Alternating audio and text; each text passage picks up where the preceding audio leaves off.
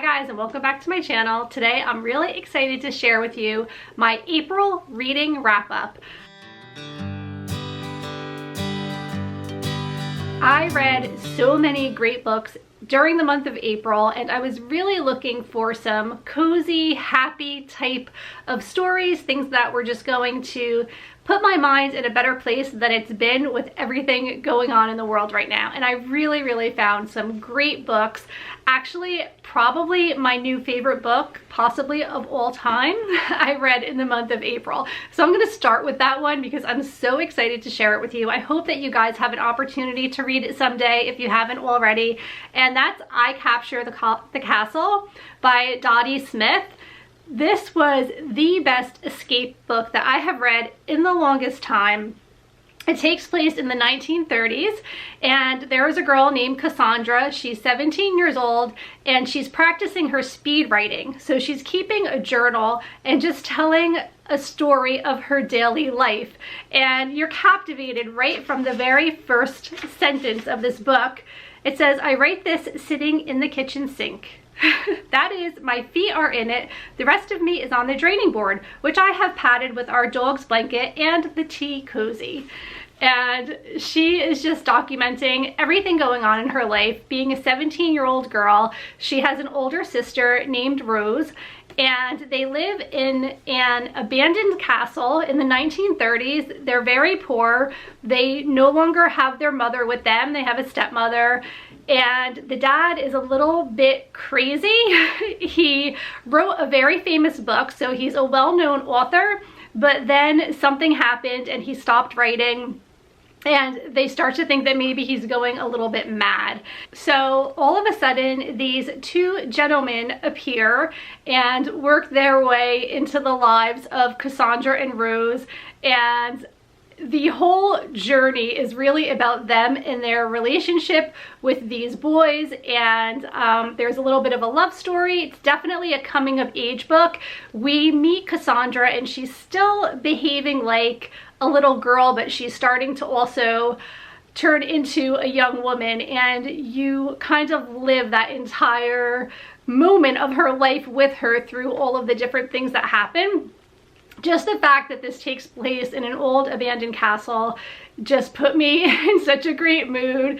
And they actually reference Pride and Prejudice and the Bennet family, and they talk about the Bennet sisters from Jane Austen's Pride and Prejudice, and they compare themselves to them. In their bedroom there is a bust that like a seamstress would use, and they kind of have this voice for her. They named her and they make her talk, and it's just like a funny, quirky thing that I really enjoyed. It made me laugh whenever those types of things happened in the story. And I can't say enough about this book. I really loved it. I loved it so much so that I Googled Dodie Smith to see what else she wrote. And I was shocked, being the Disney fan that I am, that I did not realize she wrote 101 Dalmatians. So I immediately ordered this book. I haven't read it yet. I'll probably save it for the winter months because I know a lot of it does take place during the winter. At least it does in the Disney movie. So, and it's two books. It's the 101 Dalmatians and the Starlight Barking, both by Dodie Smith. So I'm really excited to read this as well because I just love her way of writing. And this was just great because it's like a journal, so you really get to know how Cassandra is feeling. And all of her emotions come out so vividly. It's a character that I really connected with, and definitely I'm going to be rereading this because I loved it that much. Another great cozy read in April was Thorny Hold by Mary Stewart, and I was going to wait until the fall to read this book because it does kind of take place in the autumn, and it's about a woman named Gilly Ramsay. Her cousin, who was her godmother, was into mystical types of things. People thought she was a witch. She was able to do different types of magic, and she left Gilly. Is it Gilly or Jilly? I think it's Gilly. She left Gilly her house after she passed away, and Gilly took over the house, moved in, and all of these weird things begin to happen. People in the town think that she is probably a witch too, just like her cousin was. And there's a little bit of a love story in it. it was just really, really a great book. Definitely appropriate for the fall, but also appropriate for right now, because it was another really cozy read, and I just love the whole witchcraft and magic theming going on. There is a black cat that appears, and from the description of the black cat, she looks exactly like my cat Princess, which was a lot of fun to me. And it's about the people that Gilly meets in the town and how they're so opinionated of her and her relationships with them, and there is a love story involved. And I already ordered another one of actually a couple of Mary Stewart's books, because I really love her writing and her storytelling. I read The Rose Cottage last spring, and that's another great one too. So I'm really excited to read more Mary Stewart books. So this was a very interesting book. It's The Particular Sadness of Lemon Cake. This is by Aimee Bender. And it's about a little girl who on her 9th birthday bites into a piece of her mom's lemon cake and can feel everything that her mom feels, and it's horrible. She's like spitting it out and gagging and freaking out, and she comes to realize that from this point on, whatever she eats, she is tasting the feelings of the people that made it. And it's so affecting her life that she only will eat things out of vending machines and really like crappy bad food, because if it is homemade by somebody, most of the time it's a bad experience for her. So she has a weird brother who's an introvert and keeps very much to himself, and her brother has a close friend who she actually becomes friends with, and he is so interested in what is going on with her that he does these experiments and takes her to different restaurants and has her try different types of food and asks her how she feels, and they're like documenting it and stuff. So that was really interesting. The book does take a really weird twist at the end, and a lot of people are troubled, disturbed, upset by the way that this book just takes this really weird turn. And this is one of the only books that after I was done reading it, I had to do a lot of research. I was looking for more of an explanation. I was confused. The end totally confused me. I felt like the thing that was going on was not explained well enough to the reader for them to have an understanding of it. But that being said, this was a book that I literally could not put down. I was so involved in this book. It was the type of book that no matter what I was doing, I was looking for a break to pick it back up again. So it was really captivating and kept my attention, and I did enjoy it, but I did not like the end. So this was a very unique book for me, and again, something that I totally would not normally read. This is City of Bones by Cassandra Clare, and she has so many different series of books. This is from the first series, which is called The Mortal Instruments. This is book 1, and I was contemplating buying the rest of the series. I don't know if I'm ready to commit to it though yet. It is a young adult book, and it has to do with a group called Shadow Hunters, and there's a lot of vampires and werewolves and mystical types of things and creatures and fairies and devils and all kinds of stuff like that going on. Reminds me very much of the Stephenie Meyer Twilight books. I'm pointing over here, but I don't think you can see them, which I very much enjoyed. And I do like those kind of books because it takes you to another place completely. You're just in another world, and that was something that I needed this month, so it was really a good read for me. We follow the main character. Her name is Clary. She is a teenager and she lives with her mom. She never knew her dad, and she goes to a club one night with a friend of hers, and she sees something odd going on and investigates.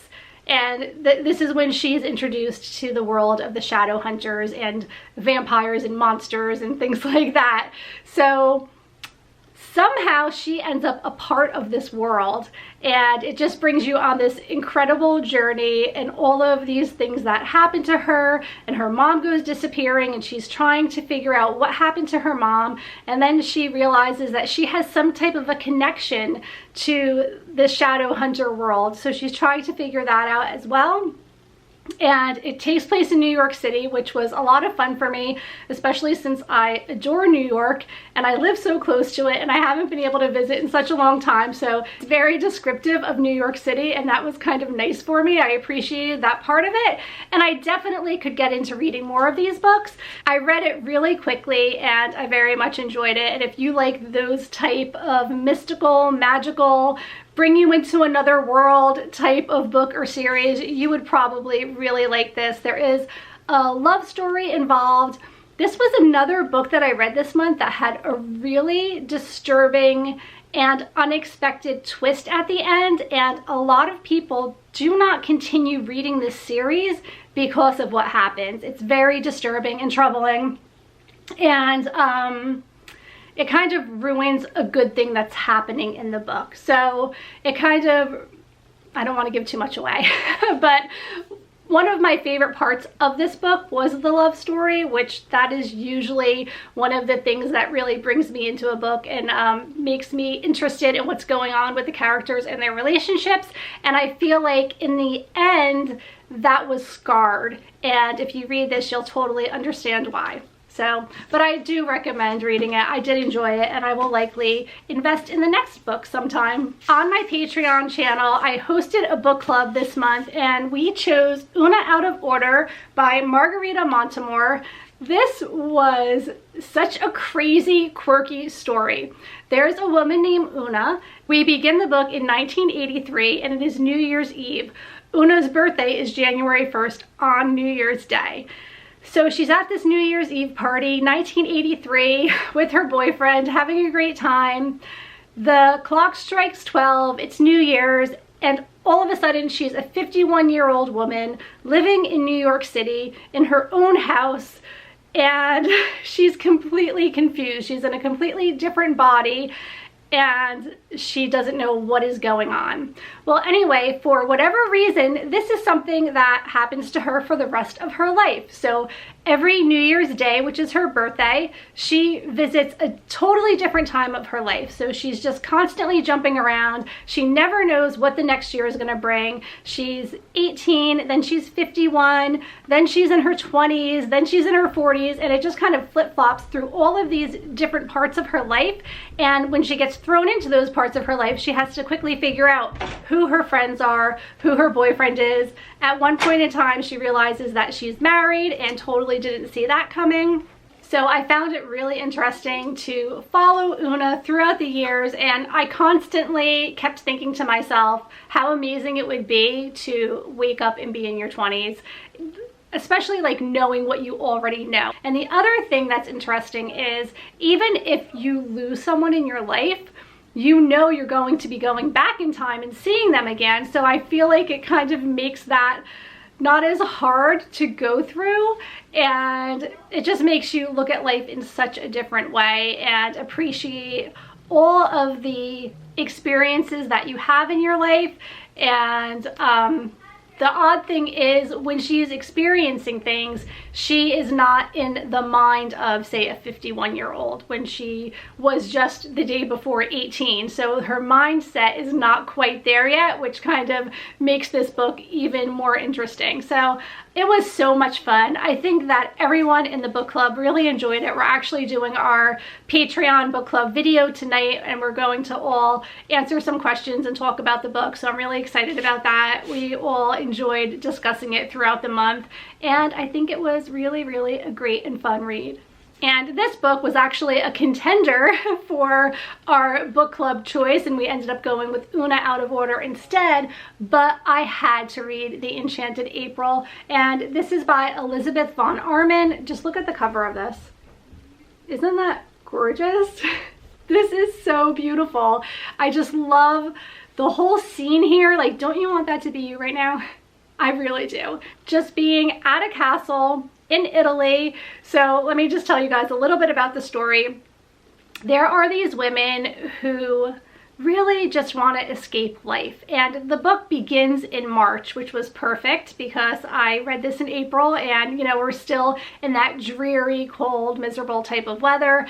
And these girls live in England, and they see an advertisement in a newspaper that there is this castle in Italy for rent. And in order to afford renting out this castle, they need to find other women to go in on it with them. So there are two girls that kind of decide together to go ahead and rent the space, but they need a couple of more girls to rent it with them. And they find two more women to do so, and they're all just escaping their everyday life, their husbands, just everybody is there to get away from something. And the four women that are renting out this castle space are all so different from each other, and it's funny to see how they get along or they don't get along, and just to listen to how they completely love and enjoy this castle. And it's really in a beautiful, beautiful place in Italy where there's flowers blooming and the scenery is just so gorgeous, and the women are just relaxing every day, literally just laying in the sun and taking it all in. And they have people who make their meals, breakfast, lunch, and dinner every day for them, and they do all of the cleanup. You know, it's just the perfect type of vacation.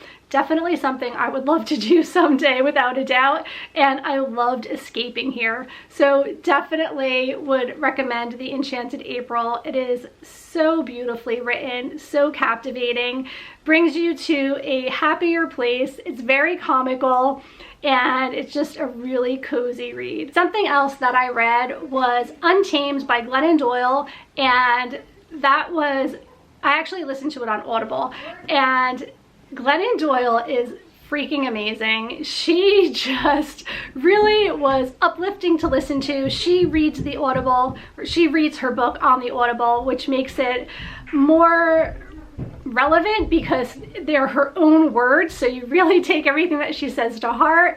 And she has some really inspirational things that she talks about. She overcame so many things in her life, from divorce to alcohol abuse, to just trying to identify who she really is.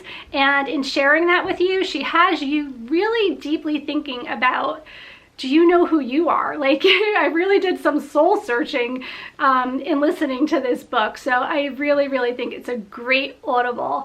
Also, this is going to be so long, but I just want to quickly mention the two books that I read in addition to my middle grade books during middle grade March, because it was mostly children's books that we read, and I'll leave a link to that above. But I read The Woman in Cabin 10 by Ruth Ware.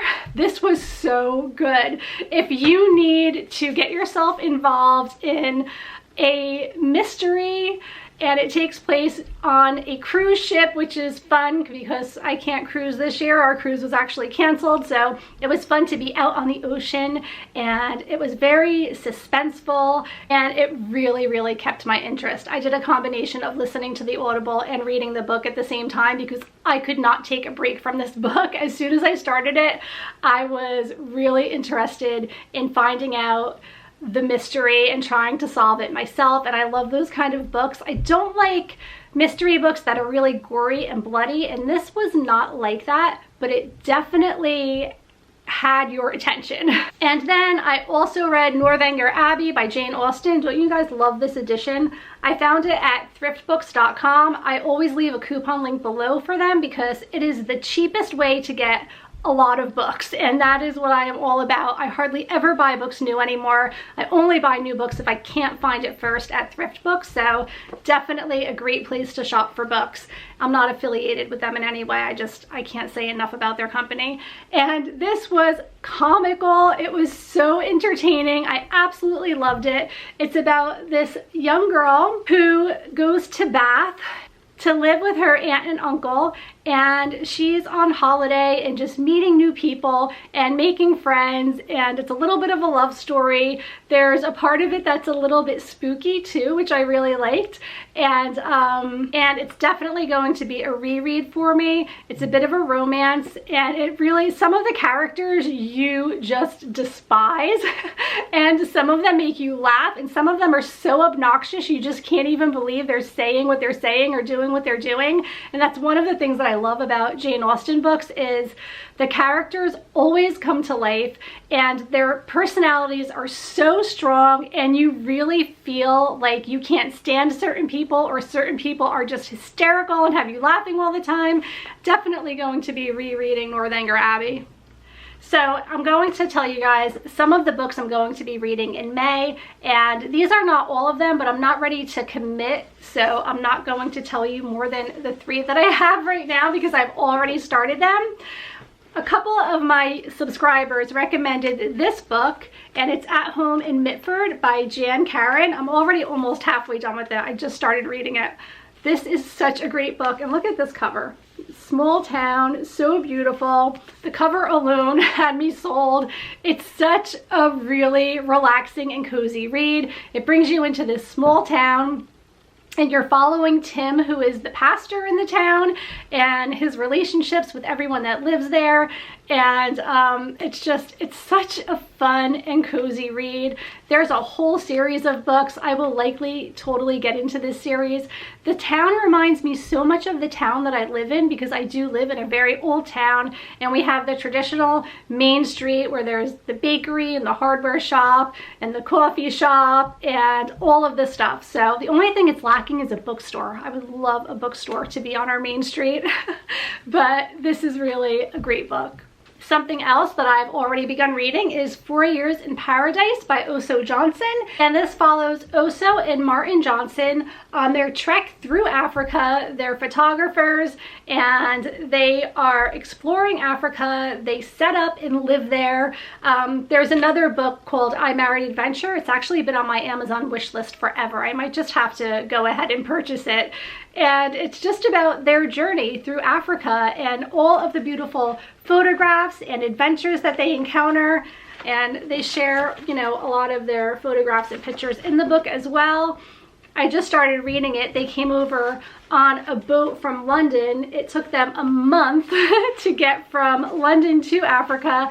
And here's a list of like everything that they brought with them, because they're going through customs, and that in itself was fun to just read all of the things that they brought with them for this journey. So I think this is going to be a great adventure, a great escape, and kind of will make me feel like I'm traveling since I can't. And the third book that I'm reading, all right guys, brace yourself, because you're not going to see this one coming. It is Harry Potter and the Prisoner of Azkaban. And I am determined to finish all of the Harry Potter books this summer. I read books 1, 2, and 3. So this is book 3. I want to reread it just to put me, you know, back in the place where I was. And then I'm going to continue hopefully with 4, 5, 6, and 7. You guys, if you're familiar with the Harry Potter books, you can see they get much bigger every time. So hopefully I can get through it this summer. I absolutely love Harry Potter. I think J.K. Rowling is just such a brilliant writer, and she's great at bringing you into a completely different world. I love being in Hogwarts Castle. I love living Harry Potter's life through his stories, and they are so interesting, entertaining, and I have a hard time putting them down once I get into them. So I think it'll be great books to read over the summer, great escapes for me, and I'm really excited to get back into all of the Harry Potter books. Okay, I'm losing my voice. That is everything that I read in April and all of the books that I hope to read in May. I placed a couple of really big book orders, so I'm not sure what else I'm going to be reading, but I'll be sure to share it with you once I do. I hope that you guys are all doing well. Please give this video a thumbs up if you did enjoy it. Don't forget to subscribe. Hit that bell notification somewhere up there so that you can be notified every time I share a new and fun video. And let me know if you have any great book recommendations for me to read this summer, or let me know what you're reading currently. Thanks so much for watching, and I'll see you next time. Take care. Bye.